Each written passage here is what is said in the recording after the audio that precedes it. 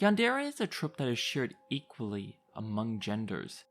A yandere initially comes off as someone who has feelings or develops feelings for a person and falls in love with them. For the most part, these characters come across as perfectly harmless and are generally well liked around the people they associate with. Only after a bit of time does this facade finally drop. The love they initially develop never stops growing to the point of insanity and obsession, or in some cases, they were obsessed with their love from the start. In the height of their insanity, generally, when their target decides they don't reciprocate the feelings of the yandere, they become violent, not only towards the person they are obsessed with, but also anyone who gets in their way. Generally, the conclusion to the story involves a yandere character in a rampage of death that only ends when the yandere character finally dies. The word itself is derived from two words. The first half comes from the word yamu, which means basically to be sick, and dere dere, which means to be lovey-dovey, infatuated, or love-struck. The first ever yandere character is argued a bit. No one can really pin down the origins exactly. Some people say it's from Haman Khan from the 1985 manga Mobile Suits Gundam Zeta. Another one being Azusa Shinga from the 1983 manga Laughing Target. Some people even consider Judas from the hit manga series The Holy Bible to be the first ever yandere character. Me personally, I'm a bit iffy on, who exactly the first yandere character is. If I had to choose, it'd be Yukaku Yamagishi from the 1994 manga Jojo's Bizarre Adventure Diamond is Unbreaking Part 4. There is almost no doubt that in some other media there's a character that portrays or embodies the yandere trope much earlier than the ones I mentioned before. Over the many years, the trope has become much more popular. The first and definitely most infamous is Kodonoha from School Days. Y'all know the scene, the one. Check it out.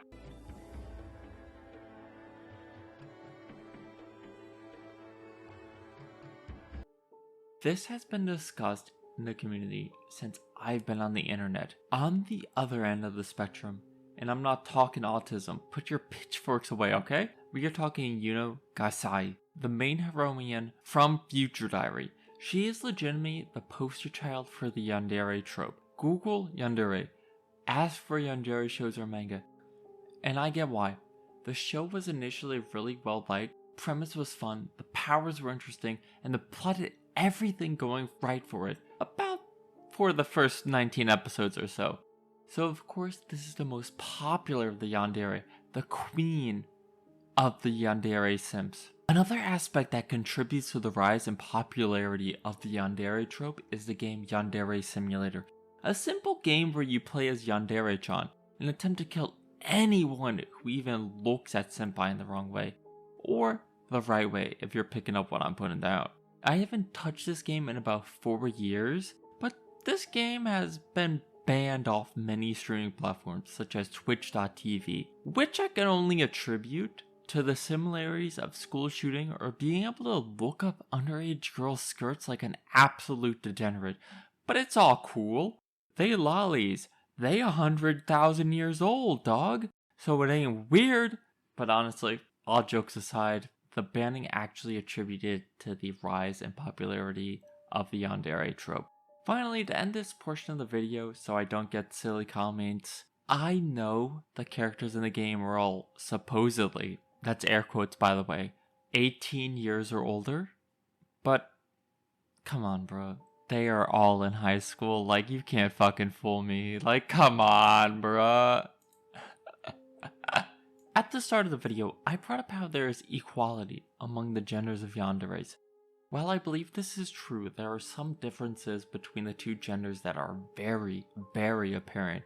Firstly, female yandere exhibit way more stalker-like qualities, and for the most part, it's not frowned upon or considered a bad thing. And almost every character aren't portrayed as creepy while doing all this stalking, but we all know this whole trope is actually creepy. A good example of this is Mise Amane from the Death Note series.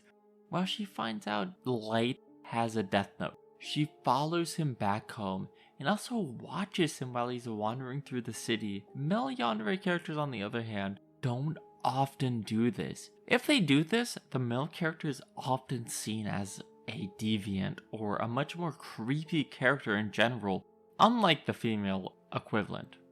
Male yandere characters also never fly off the handle. In general, they stay calm compared to at least their female counterparts. An example of this, and you may be thinking this is like completely out of left field and I'll be laughing stock of the anime community, is Lelouch. I would consider him to be a yandere character. Of course, the person he is crazy for isn't a love interest, but instead his little sister. And here's why. He goes to war with the biggest threat on the entire planet to just create a world that is more peaceful for his little sister, killing off millions of people, killing family members, all just to create this perfect world. A character that shares the same motivation as Lelouch is Yuno from Future Diaries. She does everything in her powers to make her and Yuki end up together, killing anyone, doing anything all for Yuki. Of course, Lelouch also has a lot of these features that make him Lelouch, of course. But if that's not enough to consider him yandere-esque, I sure shit don't know what is.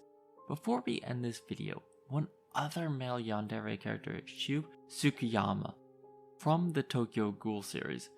Without any major spoilers, he is down bad for the main protagonist because he wants to taste that meat, and he wants to be the only one to do it.